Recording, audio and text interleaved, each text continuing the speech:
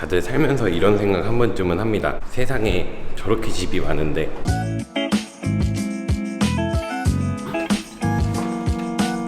가난의 사전적 의미를 검색을 해보면 살림살이가 넉넉하지 못함 또는 그런 상태라고 나옵니다.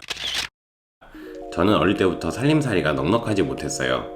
중학생 때부터 아르바이트를 했었고 지금 생각해보면 군대에 있을 때를 제외하고는 항상 쉬지 않고 일을 했었던 것 같아요. 항상 경제적인 활동을 했었죠. 저는 사실 어릴 때부터 기타리스트라는 꿈을 갖고 있었어요. 그래서 중학생 때부터 밴드를 하러 다녔었는데 일주일에 한 번 홍대나 합정으로 가는 차비 그리고 합주실 대여비를 내고 나면 항상 제 주머니에는 1,000원 정도가 남아 있었습니다. 그럼 그 돈으로 700원짜리 삼각김밥을 사 먹곤 했었죠. 그러다가 어느 날 연습하다가 기타 줄이 끊어지기라도 하면 그날은 밥은 굶고 집까지 걸어가곤 했습니다. 이 영상에서 제 모든 거를 말씀드릴 수는 없지만 저는 기초생활 수급자였으니 많이 넉넉하지 못했었겠죠. 많은 분들이 경제적으로 넉넉하지 못하다는 것에 대해서 불만을 갖고 살아갑니다. 저도 물론 그랬었고요. 근데 제가 살다 보니까 가난하면 좋은 점도 있더라고요. 오늘은 그중 한 가지를 말씀드려볼까 합니다.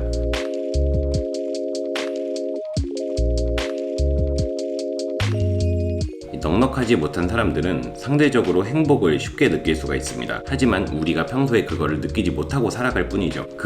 무슨 도인 같은 그런 말씀을 드리려는 게 아니라 먼저 제 얘기를 조금 드려보면 저는 수도꼭지만 달린 집에서 살다가 세면대가 가는 집으로 이사를 가는 게 행복했습니다. 학창시절에 친구들이 학교 앞에서 7-8천원짜리 밥을 사 먹는 걸 보면서 저는 굶고 있다가 이제는 나도 커서 돈을 버니까 그런 것들을 사 먹을 수 있는 게 행복했었고 어릴 때 열심히 알바한 돈으로 동대문 가서 만원짜리 티 한 장 사는 게 그렇게 행복할 수가 없었어요. 근데 이런 것들을 반대로 부자들이 한다고 생각을 해보면 욕조도 있는 화장실 2개짜리 집에 살다가 세면대만 달린 화장실 하나짜리 집으로 이사를 가야 되는 상황이 오면 불행합니다. 몇만 원짜리 밥을 사 먹다가 몇천 원짜리 밥을 사 먹는 상황이 오면 불행합니다. 명품 브랜드 옷만 입다가 동대문 가서 옷을 사 입으라고 하면 불행합니다. 사람들은 항상 자기가 가지고 있는 것보다 더 많은 것들을 원하기 때문에 잃을 것이 많은 부자보다는 얻을 것이 더 많은 가난한 사람이 행복도 더 쉽게 얻을 수가 있습니다. 하지만 그런 작은 행복들이 있다는 걸 우리는 느끼지 못하고 살아갈 뿐이죠. 제가 직장 생활을 하면서 경제적인 이질감을 느낀 적이 굉장히 많았었어요. 그 중에 하나가 이런 질문을 받은 적이 있었습니다. 너는 왜 휴가 때 해외여행을 가지 않느냐? 일단 저는 해외여행이라고 하면 정말 부자들만 가는 건 줄 알았었고 그게 당연하다는 듯한 생각을 가지고 있는 사람들이 제 생각보다 훨씬 많다는 것에 한 번 더 이질감을 느꼈습니다. 물론 그분이 잘못된 건 아니에요. 당연히 사람은 본인 기준에서 생각을 하기 마련이고 누군가에게는 그 비행기 값이 없으면 생활이 안 되는 것을 생각을 하지 못하기 때문에 그런 생활을 경험해 본 적이 없기 때문에 그런 궁금증이 들 수가 있겠죠. 저는 지금까지 살면서 정말 다양한 사람들을 만나고 경험해 왔습니다. 돈이 많은 사람, 찢어지게 가난한 사람, 권력이 있는 사람 이런 많은 사람들을 만나면서 느낀 것이 있었어요. 삶의 만족도를 0에서 100까지의 숫자로 표현을 해볼게요. 적을 만한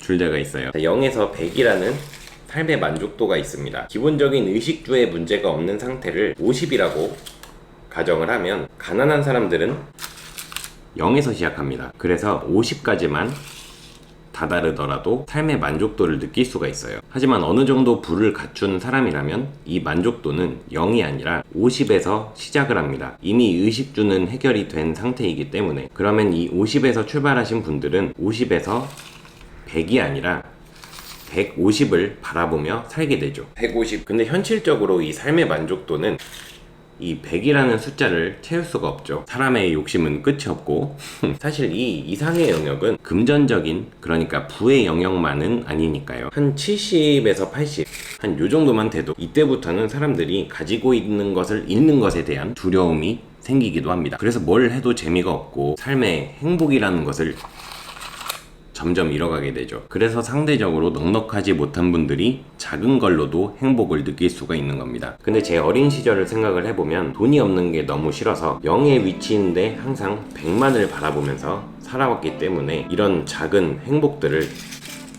느끼지 못하고 살아왔었던 것 같아요. 항상 기본적인 의식주를 갖춘 50에서 출발하는 다른 사람들과 비교하면서 스스로 만족을 하지 못했었던 거죠. 그래서 혹시나 저와 같은 성장 과정을 겪고 계신 분들이 계시다면, 그리고 그런 경제적인 어려움으로 인해서 삶을 비관적으로 바라보고 계신 분들이 계시다면 저는 이런 말씀을 드리고 싶었습니다. 저는 이제 나이 32살에 50이 되었습니다. 뭐 저의 모든 게 아직은 은행 거긴 하지만 그래도 이제는 밥을 굶지는 않습니다. 이렇게 저처럼 천천히 가는 사람도 있습니다. 누구는 빨리 갈 수도 있고 누구는 천천히 갈 수도 있어요. 누구는 50에서 출발할 수도 있고 누구는 0에서 출발할 수도 있습니다. 하지만 그 사이에 있는 그 작은 행복들을 느끼는 사람은 사실 많지 않습니다. 너무 조급해하지 않아도 괜찮아요. 목표는 멀리 보셔도 됩니다. 근데 행복은 멀리 있지 않아요. 생각보다 굉장히 가까이에 있더라고요. 지금 눈앞에 있는 그 작은 행복들을 꼭 찾으시기를 바라겠습니다.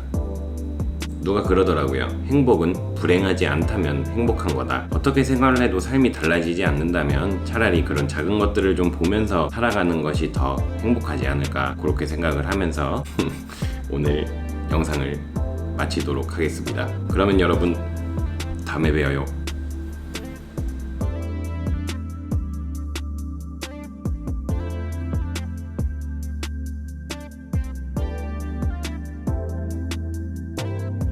아, 참, 저희 책상 샀습니다. 짜잔. 책상이 생겼죠? 이제는 여기서 이렇게 앉아가지고 이렇게 이제 앉아서 편집을 할 수가 있어요. 원래는 어떻게 했었냐면 여기 요 식탁에 앉아가지고 이렇게 편집했었는데 책상에 앉아서 편집을 할 수가 있게 됐습니다. 겁나 행복해.